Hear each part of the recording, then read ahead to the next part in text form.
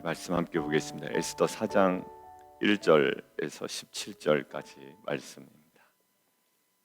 에스더의 특징은 하나님이 한 번도 등장하지 않는다라는 거예요. 단어조차도 나오지 않습니다. 그러나 그때 제가 한번 나눠드린 것처럼 에스더에는 하나님이 등장하지 않지만 이 에스더의 저자는 한결같이 우리에게 동일한 메시지를 증거하고 있습니다. 여전히 너희들 가운데 하나님은 일하고 계신다라는 사실을 계속 그들에게 강조하고 있죠. 여러분들 오늘 보면 1절 한번 보시겠습니까? 이 모든 일을 알고 자기의 옷을 찢고 굵은 베옷을 입고 죄를 뒤집어 쓰고 성중에 나가서 대성통곡하며, 이 주어가 말이죠 모르드게입니다. 근데 왜 그랬는지에 관해서 짧게 설명을 하고 있죠. 이 모든 일을 알았습니다. 모르드게가. 그것으로 인하여 모르드게의 모습이 이제 이런 모습으로 바뀌어 갑니다. 옷을 찢고 굵은 베옷을 입고 죄를 뒤집어 쓰고 성중에 나가서 대성통곡했다. 이제 이 대상이 좀 확대되죠. 3절 보시면 왕의 명령과 조서가 각 지방에 이름에 유다인이 다 듣게 되는 거예요. 알게 되는 겁니다.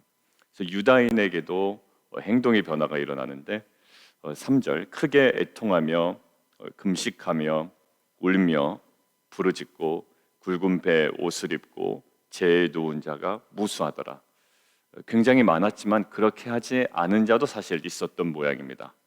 전부 그랬다라는 표현은 아니고요. 굉장히 많은 자가 이런 행동을 하게 됩니다.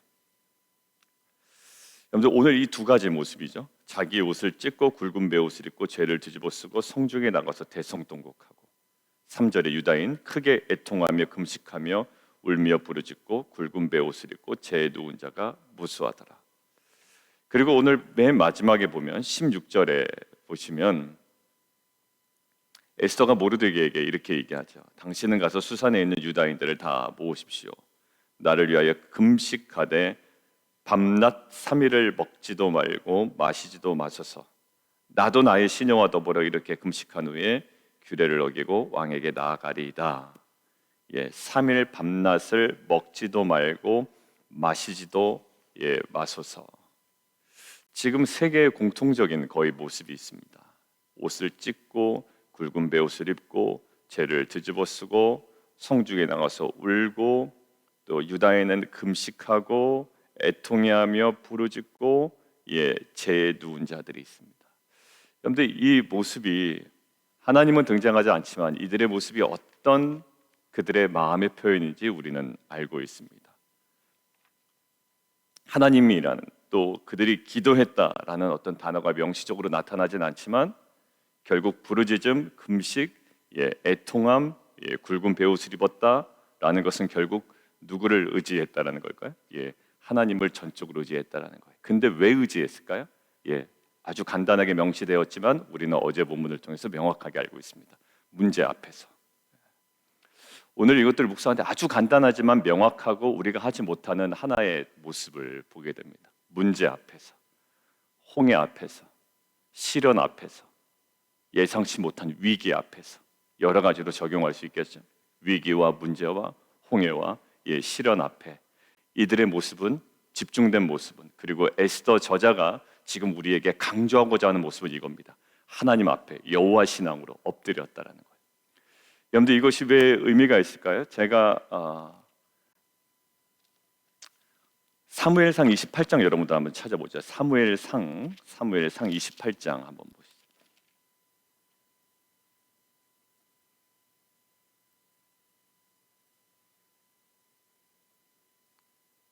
사실 이러한 위기 앞에서, 또 문제 앞에서, 시련 앞에서 굵은 베옷을 단순히 입었다라는 행위가 아니라 그들의 중심이 여호와께 있음이 굉장히 의미가 있습니다. 이게 쉬우냐? 알긴 알죠. 그러나 사실 그렇게 행하는 자가 많지는 않습니다. 사무엘상 28장 한번 보시죠. 사무엘상 28장 5절 한번 보시겠습니다. 5절 같이 한번 읽죠. 시작. 사울이 블레셋 사람들의 군대를 보고 두려워서 그의 마음이 크게 떨린지라. 사울이요, 지금 무엇? 블레셋 군대를 보고 위기, 문제, 시련 앞에 서 있습니다. 그런데 그가 한 행동이 있습니다. 어떻게 될까? 오늘 본문에 의거하면 뭐 해야 됩니까? 굵은 베옷을 입고 여호와 앞에 엎드려야 됩니다. 굉장히 단순해요. 여러분들 지금 문제가 있죠. 저에게도 문제가 있습니다. 시련이 있어요. 수많은 어려움들이 있다고요. 어제도 또 이제 아파트 이제 새로운 오퍼가 왔어요. 재계약해야 되는데 여러 가지 받았는데 이게 물가가 오르긴 올랐구나. 기존에 보던 것과는 상상을 초월하는 금액이 확 올라 버렸더라고요. 렌트비가. 이게 이제 뭔가 그거 하나로도 굉장히 뭔가 난리가 난 것 같은 기분이에요. 자, 뭐 해야 될까요? 엎드려 기도해야 됩니다. 근데 제가 뭘 하고 있느냐 봤더니 열심히 찾고 있더라고요. 이게 맞는 건가? 다른 데도 그런가? 이 가격이면 어떤 건가? 여러 가지 것들이에요. 여러분들 사울이 어떻게 했을까요? 블레셋 사람, 이 위기 앞에, 문제 앞에 7절 한번 보세요. 사울이 그의 신하들에게 이르되 나를 위하여, 거기 보십시오. 나를 위하여 뭐 하라고요? 신접한 여인을 찾으라. 환장하죠. 나는 신접한 여인을 찾지 않습니다. 그렇지 않습니다. 신접한 여인은 여러 가지로 적용될 수가 있어요. 단순한데 아주 극명한 차이가 보이죠. 그래서 8절 어느 정도까지 이 사울이 이러냐면 사울이 다른 옷을 입습니다. 변장합니다. 잘못된 줄 아는 거예요. 그죠? 여러분들 이게 떳떳하다면 굳이 변장할 필요가 없습니다. 떳떳하게 찾아가면 되고요. 물어보면 되고요. 공개적인 행보를 하면 되는데 비공개 행보를 한단 말이에요. 떳떳하지 못한 것을 알아요. 그리고 그 여인에게 나타납니다. 30장 한번 보시겠습니까? 그런 반면 30장, 사무엘상 30장 한번 보시겠습니다.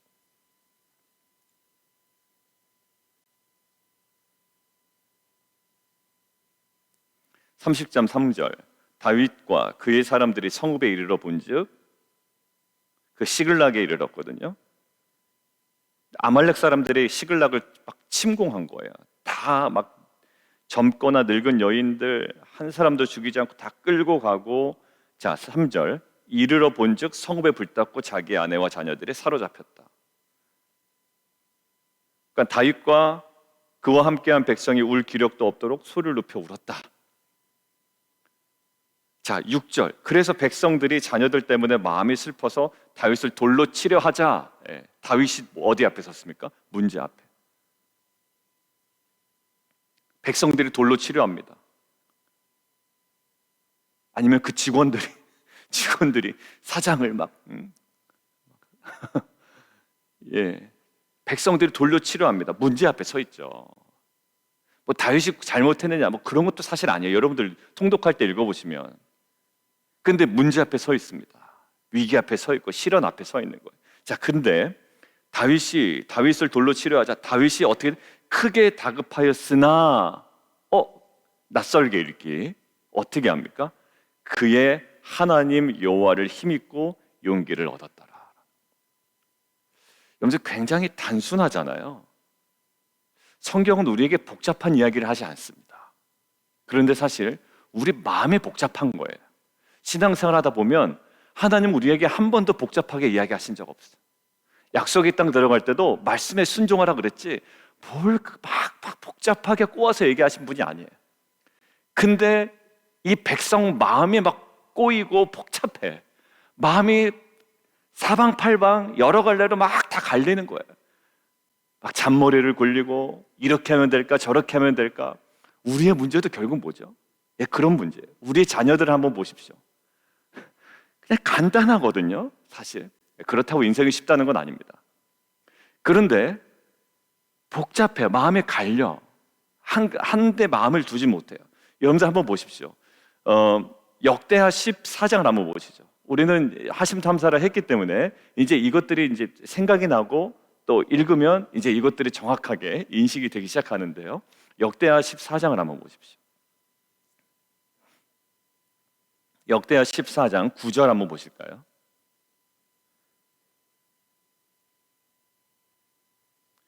역대하 14장 9절입니다. 구스 사람 세라가 그들을 치료하여 군사 100만 명과 병거 300대를 거느리고 마레사에 이릅니다. 여러분들 100만 명의 군사가 있어요. 구스의 100만 군대. 아시죠? 아사 왕이 어떻게 했는지 11절. 아사가 호들갑 떨지 않습니다. 그의 하나님 여호와께 부르짖어 이르되 여호와여, 힘이 강한 자와 약한 자 사이에는 주밖에 도와줄 리가 없사오니 우리 하나님 여호와여, 우리를 도우소서. 우리가 주를 의지하오며 주의 이름을 의탁하옵고 이 많은 무리를 치러 왔나이다. 여호와여, 주는 우리 하나님이시오니 원하건대 사람이 주를 이기지 못하게 하옵소서 하였더니 12절 보세요. 여호와께서 구스 사람들을 아사와 유다 사람들 앞에서 치시니 구스 사람들이 도망하였다.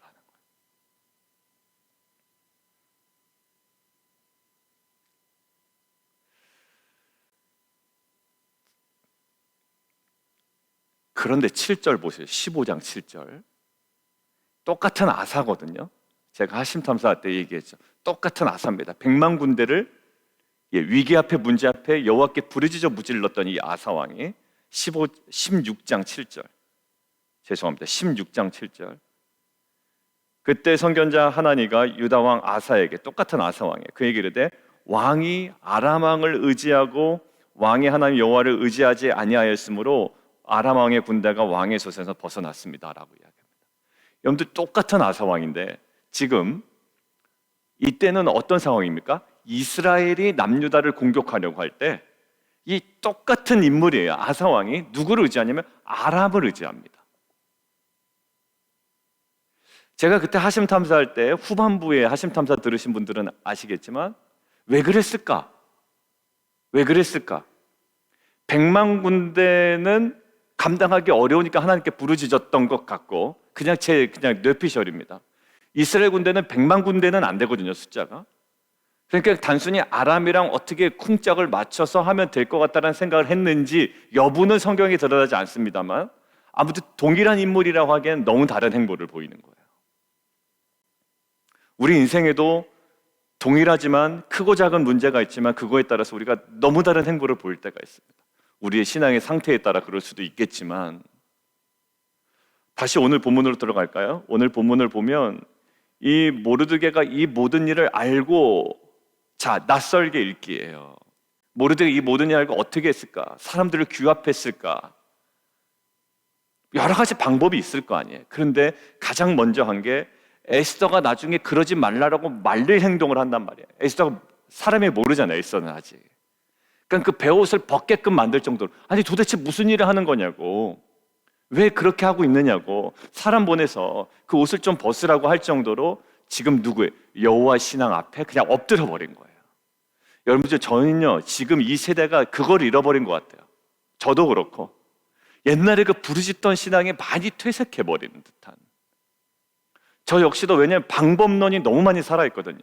저 사람 만나면 되고 이것 취하면 되고 여러 가지 우리가 선택할 경우가 너무 많아졌기 때문에 여호와 앞에 엎드린다라는 게 없어요. 그냥 열심히 준비는 하죠. 그러나 여호와 앞에 엎드리는 거, 찬양을 준비할 때도 그렇고 사역을 준비할 때도 그렇고 그냥 매주일마다의 문제 앞에 서 있는 거거든요. 사실 뭐 정답이 있어서 그냥 그것들을 갖다가 하는 게 아니기 때문에 매주 앞에 엎드려야 되는데 이 여호와 중심의 이 신앙, 문제 앞에, 시련 앞에, 오늘 모르드게만 한 것이 아니라 저는 눈에 띄는 게 굵은 베옷을 입고 제 누운 자가 무수하더라라는 거예요. 아, 그래도 뭐가 있다? 희망이 있다라는 거예요. 그러니까 하나님께 저에게 말씀하시는 거예요. 그래도 9시 기도회 때 뭐 많게는 20명, 보통은 한 10몇 명 이렇게 들어오시잖아요.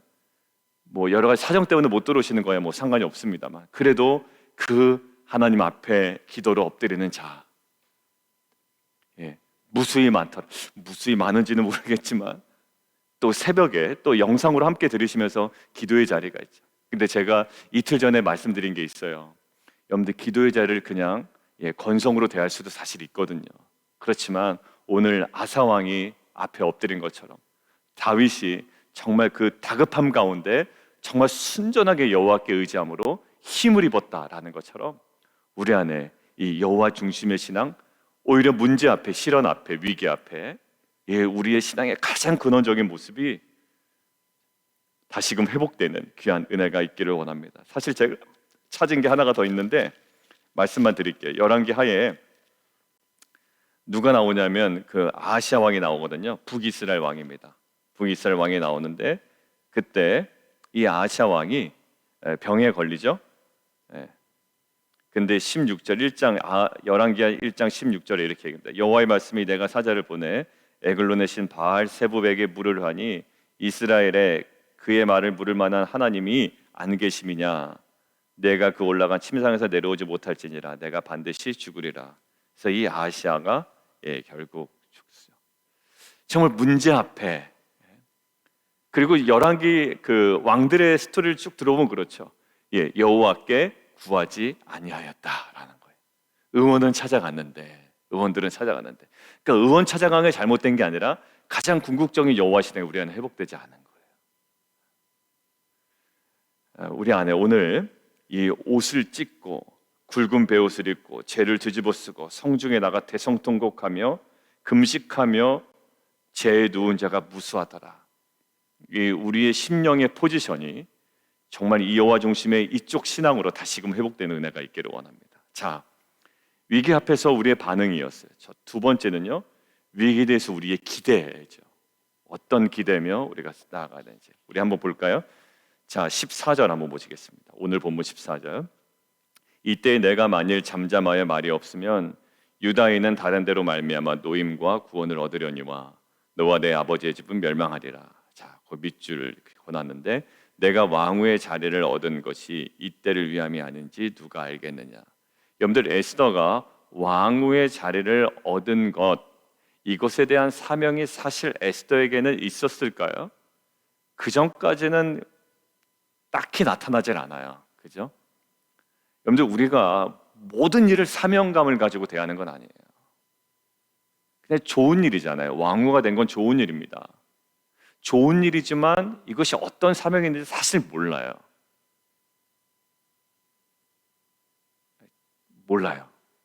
좋은 일이지만 어떤 사명인지 모르고 지나간 일이 참 많아요. 저에게도 좋은 일이 많죠. 여러분들에게도 좋은 일이 많을 겁니다. 뭐 비즈니스가 잘 되는 일에서부터 해서 자녀가 잘 되는 일부터 해서 교회가 성장하는 것부터 해서 여러 가지 좋은 일들이 많죠. 그런데 이 좋은 일이지만 사명과 어떻게 연관되어 있는지 사실 정확하게 알지는 못해요. 그냥 어렴풋이 기대는 하고 늘 마음에 두기는 합니다만 사실 이렇게 딱 이렇게 뭐지? 라고 할 때가 없어요. 그렇다고 우리가 이거는 사명과는 다른 그냥 우리가 느껴야 되는 좋은 일이야 이렇게 생각하진 않지만, 자, 그런데 이 에스더에게 있었던 이 좋은 일이 사명으로 딱 재인식되게 되는 계기가 뭐였나요? 바로 위기였어요. 나에게 좋은 일이 있죠. 그런 것 같아요. 제가 정신이 번쩍 드는 일들이 있어요. 관계의 문제라든지 아니면 경제적인 위기라든지, 여러분들 어떤 일인지는 다 다양할 수가 있잖아요. 근데 정신이 번쩍하고 드는 일이 있어요. 근데 그때 다시금 어떻게 되면 그 위기 가운데 사명을 생각하게끔 하나님께서 만드신다. 여러분들, 이런 일이 정말로 있었을까요? 예, 신약 성경에 있었습니다. 언제 그랬을까요? 그게 신약 성경에 있는 그 사도행전 그 앞에 그 7장과 8장 넘어갈 때예요. 자, 지금 요것과 오버랩이 됐는데 왜 그러냐면 지금 이 모든 일의 근원이 누가 뭐하지 않아서 생긴 겁니까? 모르드게가 무릎 꿇지도 않고 절하지도 않아서 생긴 문제예요. 만약에 모르드게가 그냥 무릎 꿇고 절했다면 아무런 문제 생기지 않아요. 하만이 그렇게 분노하지도 않을 거예요. 근데 모르드게가 왜 했다고요? 어제 본문에서 우리가 무엇을 딱 붙잡았습니까? 예, 정체성이었어요. 그 사람의 나의 정체성을 지키기 위하여 무릎 꿇지 않는다고요. 그리고 두 번째가 뭐였습니까? 나의 재량권이 하나님의 주권을 넘지 않도록 했단 말이죠. 어제 핵심이에요. 어제 그 자기의 재량권이 주권을 넘어버린 게 누구였으면 그게 하만이었어요. 어제 우리가 묵상한 게 나에게 주어진 재량권이 있어요. 우리는 기계가 아닙니다. 우리에게는 항상 재량권이 살아있어요. 근데 그 재량권이 하나님의 주권을 넘지 않도록 하는 게 매우 중요해요. 그 영적 균형, 이 감각이 우리 가운데 있어야 된다. 재량권을 넘다가 사람들 관계에서 다 망친 경우가 많아요. 옆에서 보면. 또 그럼 목사님 많다고 그러니까 우리 누가 누구지? 난가? 또 이렇게 많아요. 우리 저희가 아니에요. 옆에도 많아요. 재량권, 나에게 있는 재량권을 너무 과도하게 사용하다가 하나님의 주권을 뛰어넘어 버린다고. 그래서 문제가 생기는 게 많거든요. 오늘 보십시오. 오늘 이 에스더에게 주어진 이 모든 그 좋은 일이 있었어요. 근데 이것들은 어떻게 돼요? 위기 상황에 그 사명을 깨닫게 하는 귀한 계기가 됩니다. 자, 모르드게가 뭐해서? 굳이 절하지 않아서, 굳이 엎드리지 않아서, 그래서 생긴 문제 아니에요? 자, 똑같은 모습이 어디 있냐면 사도행전 7장에 있습니다. 스데반 집사가 굳이 그 앞에서 너무 세게 얘기하는 바람에 사도행전 7장의 분량, 유대 사람들을, 유대인들을 자극할 만한 내용을 전하는 바람에 자기만 죽었나요? 결국 예루살렘 교회에 핍박이 왔잖아요. 굳이 그렇게 하는 바람에 문제가 생겼어요. 모르드게가 굳이 그걸 하지 않아서 문제가 생긴 것처럼 스데반 집사가 굳이 그것들을 해서 문제가 생긴 거란 말이에요. 자, 그런데 그 위기의 상황이 어떻게 됐죠? 예루살렘 교회에 어떻게 핍박이 오게 됩니다. 근데 이게 핍박이 왔는데 그 상황 가운데 어떤 일이 벌어지죠? 드디어 사도행전 1장 8절에 있는 예루살렘과 유대와 사마리아와 땅끝까지 이르러 복음이 증거가 된다라는, 증인된다라는 그 사명이, 주님께서 승천하실 때에 주셨던 그 사명이 다시금 그들에게 보여지고 그들이 그대로 살아갈 수 있도록, 그대로 발을 움직일 수 있도록 하나의 중요한 계기가 되죠. 언제? 위기 가운데. 그리고 특별히 사도 바울의 그 모든 복음이 확장되는 일 가운데는 가장 뭐가 있었죠? 가장 회당에서 복음을 전하고 회당에서 쫓겨나는 위기와 멈춤 가운데 어떻게 됐습니까? 그때 열린 게 두란노 서원이었고, 그때 열린 게 디도 유스도의 집이었고, 그때 막혔을 때 위기 상황 가운데 열린 것이 마게도냐 환상이었어요. 그러니까 위기 상황 때 우리가 딱 붙잡아야 되는 것은 뭐냐? 이때 하나님께서 우리에게 사명을 다시금 일깨우시고 새로운 길을 내신다는 거예요. 오늘 보십시오. 뭐라고 그랬냐? 왕후의 자리를 얻은 것이 이때를 위함이 아닌지 누가 알겠느냐? 결국 지금 에스더에게 위기의 상황 가운데 무엇을 지금 딱 깨닫게 하냐? 사명에 눈뜨게 하는 거예요. 위기는 우리를 굉장히 힘들게 합니다. 마음 아프게 하고. 그렇지만 우리가 위기 상황 가운데 하나님께서 우리를 찾아오신다고요. 어떻게? 이런 방식으로. 에스더가 만약에 이 위기가 아니었으면 사명 가지고 살았을까요? 아니요. 그냥 그렇게 만족했을 겁니다. 30일 동안 왕이 나를 찾지 않네? 그냥 찾기를 그냥 바라는 정도에서 살았을 겁니다. 근데 이제 찾지 않는 것에 순응하는 것이 아니라 어떻게 살아갑니까? 오히려 이제 자기가 먼저 왕을 찾아가면 죽는단 말이에요. 왜 그럴까요? 어떻게 죽었다고요? 아하수에로 왕이? 암살로 죽었죠. 그러니까 왕이 찾지 않는데 누군가 먼저 다가온다? 이건 죽는 거예요. 그 당시에. 여기 나오잖아요. 찾지 않는 것을 운명처럼 받아들였다고. 30일 동안. 그죠? 30일 동안 찾지 않는 거 운명처럼 받아들였는데 이제 어떻게 돼요? 이제 그 운명을 거스르고 갑니다. 그게 왜 그럴까요? 위기 상황 가운데 사명을 깨달았기 때문에 이제 그동안의 행보와는 전혀 다른 모습을 보이는 거예요. 마치 예수님께서 그냥 모든 것들을 순응하는 것이 아니라 스스로 어떻게 보면 정말 그 모든 것들을 아무 말도 하지 아니하고 십자가를 향해 가셨던 것처럼, 왜? 정말 그 죽음 가운데 놀라운 부활과 구원의 역사를 이루신 것처럼 이 에스더가 오히려 그동안의 모든 삶에 순응했던 삶을 거슬러서 오히려 거꾸로 왕에게 나아가죠. 죽으면 죽으리이다. 오늘 두 가지 봤습니다. 위기 상황 가운데 어떻게 돼야 될까? 결론은 되게 단순해요. 결론은 옷을 찢고 굵은 베옷을 입고 죄를 뒤집어 쓰고 성중에 나가서 대성통곡하며. 근데 아까 보십시오. 아사 왕 두 가지 모습 보이시죠? 100만 구수의 군대 앞에 여호와께 부르짖어 결국 하나님의 은혜를 입고요. 똑같은 아사 왕이 아람을 의지하다가 결국 아람의 어떤 컨트롤도 그 이스라엘이나 아람도 그들의 손에서 다 떠나게 되는 그런 일을 겪게 됩니다. 여러분들 위기 앞에 우리의 그 모습, 여호와 중심의 신앙이 어떠해야 되는지 가장 우리에게 말씀하시는 거예요. 엎드려 기도하는 겁니다. 엎드려 기도하는 거예요. 기도의 자리를 소중히 생각해 주십시오. 제가 기도회 때 한번 말씀드린 것처럼 정말 놀라운 사실은 하나님께서 우리에게 기도를 원하신다라는 것이고, 두 번째 놀란 사실은 그 기도를 다 듣고 계시다라는 것이며, 세 번째 더 놀란 건 그 기도에 하나님의 그 뜻 가운데 응답하신다라는 거예요.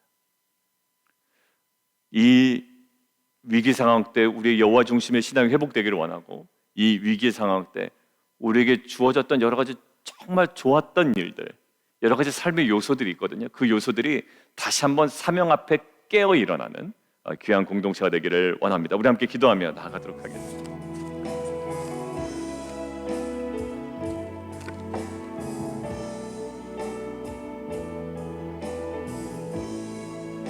오늘 사울도 마찬가지죠. 마음이 다급해집니다. 그런데 신접한 여인을 찾으라고 그래요.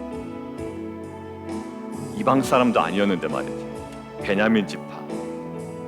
다윗은요, 마음이 다급하여 여호와를 온전히 의지했다라고.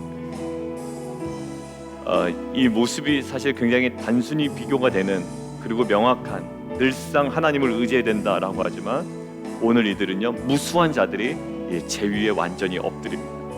굵은 베옷을 입어요. 금식하며 애통하며 울며 부르짖습니다. 하나가 보이는 거예요. 그리고 나중에 에스더도 자기를 위하여 3일 동안 먹지도 말고 마시지도 마셔서 나도 그렇게 금식하겠습니다.